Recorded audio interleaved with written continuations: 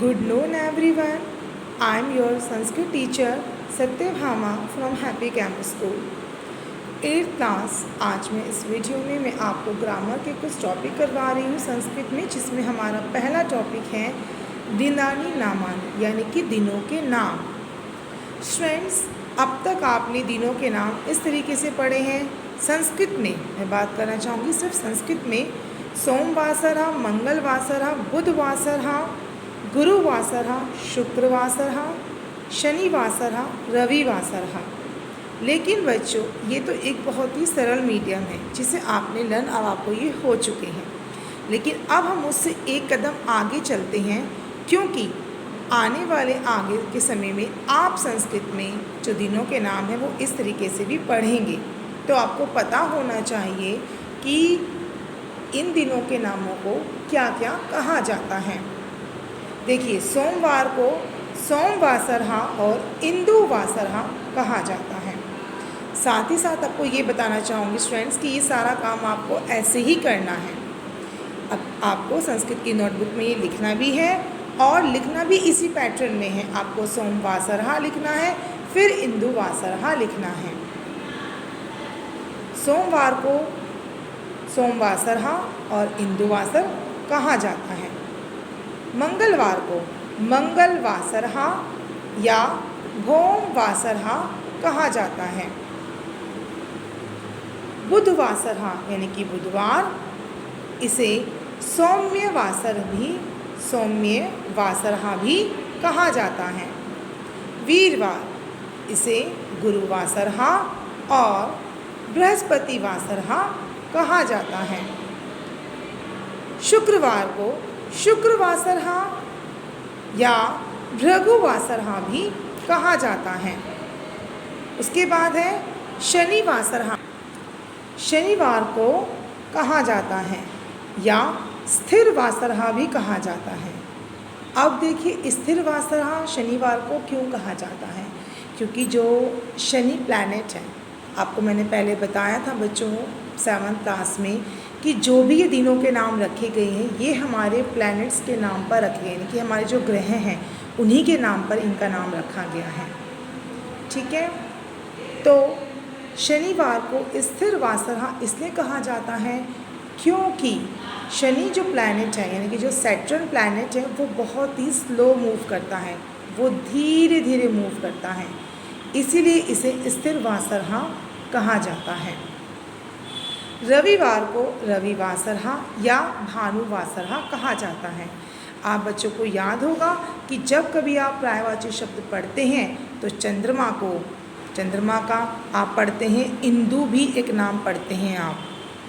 और अगर आप बात करते हैं सूर्य या सूरज का, जब पर्यायवाची लिखते हैं तो उसमें भानु भी आप लिखते हैं। तो ये आपने देखा। भृगुवासरः यानी कि शुक्र जो प्लैनेट है उसे वीनस प्लैनेट को, आपको जो आपका वीनस प्लैनेट है उसे शुक्रवासरः का नाम दिया गया है और उसे भृगुवासर भी कहते हैं। भृगु एक ऋषि हुए हैं, उनका नाम भृगु है, जिसके नाम पर ये नाम दिया गया है। तो चलिए क्लास, ये आपके प्लैनेट्स के नामों पर दिनों के नाम हो गए। ये आपको लर्न भी करने हैं और नोट डाउन भी करने हैं। चलिए क्लास, अब हमारा जो नेक्स्ट टॉपिक है वो है परोपकार पर निबंध।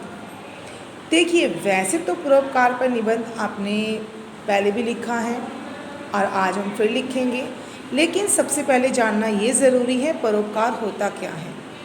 परोपकार यानी कि पर जमा उपकार। इसमें पर जो है वो क्या लगा है, इसमें उपसर्ग लगा हुआ है, और उपकार यानी कि उपकार के आगे लगा हुआ पर। पर का अर्थ होता है दूसरों पर, और उपकार हो गया यानी कि दूसरों पर जो किया गया एहसान होता है वो परोपकार कहलाता है। लेकिन एक बात याद रखिएगा आप सभी, परोपकार केवल वही माना जाता है जिसे करने के बाद इंसान ज़रा ही ना, मतलब कहने का मतलब उसे शो ऑफ ना करे कि मैंने तुम पर एहसान किया है। अगर मान लीजिए कि आपने अपने दोस्त की कुछ पैसों से मदद की है, अगर आपने अपने दोस्त की कुछ पैसों से मदद की है, तो याद रखिएगा, अगर आपने ये कह दिया कि मैंने तुम्हारी पैसों से मदद की है, अब तुम मुझे वो पैसे लौटाओ, या आप बार बार उसे कहकर कि दूसरों के सामने लज्जित करें, तो वो क्या हो जाएगा? वो परोपकार नहीं हो जाएगा, वो परोपकार नहीं है। परोपकार वही होता है जिसे आप दूसरों पे कर दें, फिर बदले में ये उम्मीद ना रखें कि वो आप पर भी उपकार करेगा। जहाँ ये भावना नहीं होती, वहीं पर सही मायनों में परोपकार होता है। और ये भी ध्यान रखिएगा बच्चों, जो लोग परोपकार करते हैं वो कभी अपने लाभ की चिंता नहीं करते, और ऐसे लोग हमेशा हानि उठाते हैं। पर परोपकार करने का फिर फ़ायदा क्या? आपके मन में सवाल आएगा।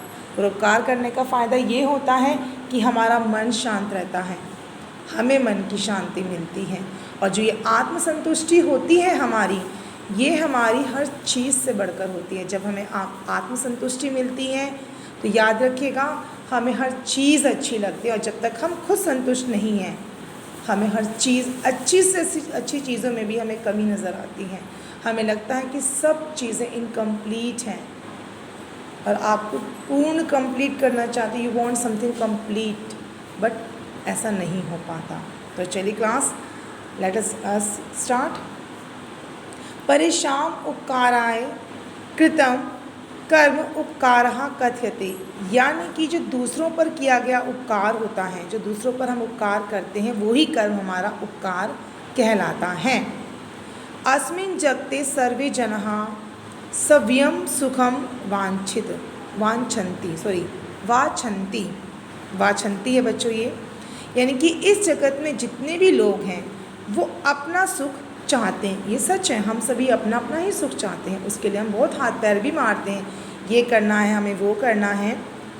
अस्मिनेव जगति एव विदः अपि जनः, यानी कि इस जगत में ऐसे भी लोग होते हैं, ये आत्मनः अकल्याणम कृत्वा, यानी कि ये लोग क्या करते हैं? अपनी अकल्याण करके, यानी कि खुद का बुरा करके भी परेशान कल्याणम कुर्वन्ति, यानी कि ये लोग दूसरों का कल्याण करते। जैसे मैंने बताया था, परोपकार करने वालों को हानि भी उठानी पड़ती है, क्योंकि अपना कुछ देना पड़ता है दूसरों को खुशी देने के लिए। ते एवं परोपकारिणः सन्ति, तो यही परोपकार है, असलियत में यही परोपकार होता है। परोपकारः देव भावः अस्ति, यानी कि परोपकार जो है वो देवता का भाव है, यानी कि देवताओं के समान। आपने देखा ना, भगवान से हम कुछ मांगते वो आपको देता है। आपने भगवान को क्या दिया?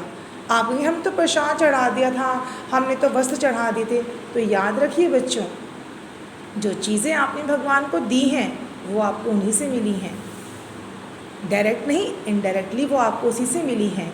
ये चीज़ें आपको प्रकृति ने दी, प्रकृति ने दी ना, और प्रकृति किसने दी है? आपको उस ईश्वर ने दी है। तो इसीलिए आपने भगवान को कुछ भी अर्पण नहीं किया, आपने तो उल्टा उससे लिया ही, और जो दिया वो तो उसी का दिया हुआ था, तो आपने उसे खुद से क्या दिया? इसीलिए परोपकार जो है वो देवता वाला भाव है, कि जिसमें इंसान अपना दे देता है, दूसरे व्यक्ति को दे देता है, पर उसकी खुद पाने की फिर वो इच्छा नहीं रखता कि वो जिसे दिया है वो उसे वापस लौटा दे। यही वजह होती है कि ईश्वर जब कुछ आपको देता है तो वो आपसे उम्मीद नहीं करता कि आप मुझे भी लौटा दो, नहीं। अस्य भावस्य उदयेन एव समाजस्य देशस्य च प्रगतिः भवति, यानी कि इसी भाव के उदय होने से, ये भाव उदय है तो ही क्या है? समाज और देश प्रगति करता है। ऐसा नहीं है कि कोई लोग उपकार नहीं करते, बहुत लोग हैं इस हिंदुस्तान में भी जो लोग उपकार करते हैं, परोपकार करते हैं, तो उससे क्या होता है? उससे देश और समाज क्या करता है? प्रगति होती है। आचेतना प्रोपकर्मणि रतः दृश्यन्ते, यानी कि आचेतना, यानी कि कुछ ऐसी चीज़ें भी हैं जिनमें जीवन नहीं है, वो भी परोपकार करती हुई दिखती हैं। कौन सी? मेघः परोपकाराय जलम वहन्ति, यानी कि जो बादल हैं वो परोपकार ही तो करते हैं, वो परोपकार के लिए ही जल को बहाते हैं। आपको जल देते हैं ना, बदले में आपने क्या दे दिया बादलों को? कुछ भी तो नहीं। नद्यः अपि स्वयं जलम न स्वयं पिबन्ति, यानी कि जो नदी भी हैं वो स्वयं का जल खुद नहीं पीती, वो अपना ही जल खुद नहीं पीती हैं। वृक्षः परोपकाराय एव फलानि ददति, यानी कि जो वृक्ष हैं वो भी परोपकार के लिए ही फल देते हैं। एव ही सज्जनः, यानी कि इसी तरह से जो सज्जन हैं, परोपकाराय एव जीवनम धारयन्ति, यानी कि जो सज्जन व्यक्ति होते हैं वो परोपकार के लिए ही जीवन को धारण करते हैं। आत्मार्थम जीवलोके अस्मिन्, यानी कि जो आत्मार्थ है यानी कि इस संसार के अंदर जो जीव है, को ना जीवती मानवा, यानी कि अपने लिए कौन नहीं जीता। आत्मार्थ का मतलब हो गया अपने लिए से है कि अपने लिए कौन नहीं जीता है। परम परोपकारार्थम यो जीवती सा जीवती, यानी कि परोपकार के लिए जो जीता है वही सही मायनों में जीता है। तो बच्चों ये भी पत्र ये प्रस्ताव जो है ये आपको अपनी संस्कृत की नोटबुक में करना है। क्लास अब हमारा नेक्स्ट टॉपिक है परीक्षा में सफलता पे आपने अपने मित्र को वर्धापन पत्र लिखा है, यानी कि आपने उसे शुभकामनाएं दी है, आपने उसे प्रोत्साहित किया है, तो उसी पे आपने पत्र लिखा है। चलिए तो हम पत्र को शुरुआत करते हैं। कैसे लिखना है पहले आपको। छात्रावासतः नव दिल्ली तिथि। अब देखिए डेट तो कोई भी हो सकती है, कोई भी आप डेट, जिस भी डेट को आप ये पत्र लिखेंगे डेट तो वही आएगी यहाँ पर।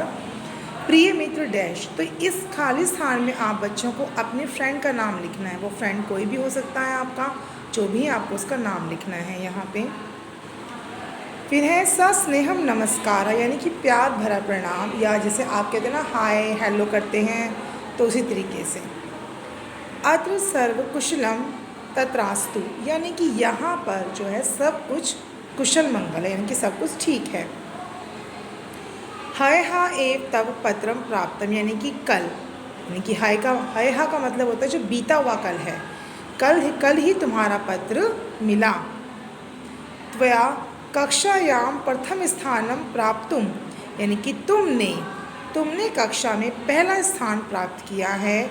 इति ज्ञातवा, यानी कि यह जानकर अहम अतीव प्रसन्न, यानी कि मैं बहुत ज़्यादा खुश हुआ हूँ या खुश हुई हूँ। अस्मि मम परिवारस्य सदस्य, यानी कि मेरे परिवार के सदस्य भी इति श्रुत्वा, यह सुनकर, अपि यानी कि भी, प्रसन्नः सन्ति, वो भी यह सुनकर बहुत ज़्यादा प्रसन्न हैं। आगामी कक्षायाम, यानी कि आने वाली कक्षा में भी, त्वम एव, यानी कि तुम्हें ही, परिश्रम करिष्यसि ऐसा मम आशा अस्ति, यानी कि मुझे ये उम्मीद है, मैं ये आशा करता या करती हूँ कि आने वाली कक्षाओं में भी तुम ऐसे ही परिश्रम करोगे।